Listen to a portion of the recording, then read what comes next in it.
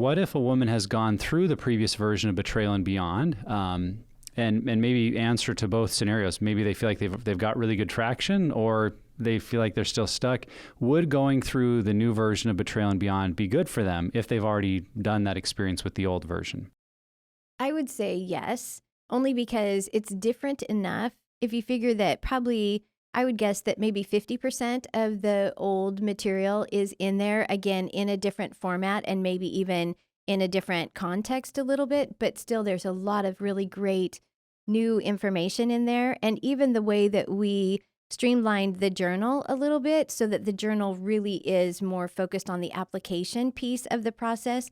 And so it isn't going back and forth like the old journal and workbook kind of worked, but it really is saying, okay, here's what you learned. So let's put these other tools in place. Let's use these strategies and see what this looks like to actually integrate this into your weekly rhythm. And so I think that it would be really beneficial. We have received a couple emails from women who say, okay, we're in, chapter 2 or chapter 3, and I kind of missed that this piece wasn't there. And our response is, okay, that piece is probably still there. It just has been moved so that it makes more sense within the context. And so keep going. But we really have enjoyed the feedback that we've gotten and have received a lot of really positive feedback on the new curriculum. The women also are liking the podcast suggestions that go along with the material, and now we have the videos. And so I think it would be great to go through again. I recently had a woman ask about it, and I said yes, because there's new research in there about the betrayed spouse's brain and body that you wouldn't have had before.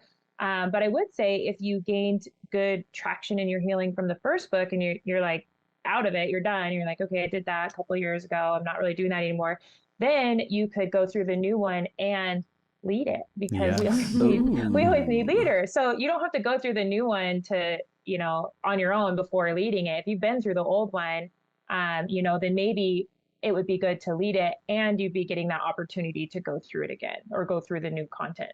Which is a great time to go through our group leader training course as well, to get up and fresh on that. I'm going to put that plug for leaders. That's right. Come back and go through it. It's a little bit like saying, I went to the gym a couple of years ago and got in really good shape. Should I go back to the gym this year? It's like, well, working on your health is always good. Probably. And the new Betrayal and Beyond is going to be another opportunity to work on your health, your growth, and as Ashley just brought up, if you're ready to turn and help other women. And we would just so encourage that. And I think it reminds us too that there can be a mindset here that sometimes we look at healing as a one and done process. Like, I did that, I'm over it, I'm done. Where in reality, we've just seen over and over that this is a journey. It's an ongoing experience of healing and growth and maturity. And yes, we may have worked through some of the initial layers that are pretty deep and messy and feel like we're in a much better place.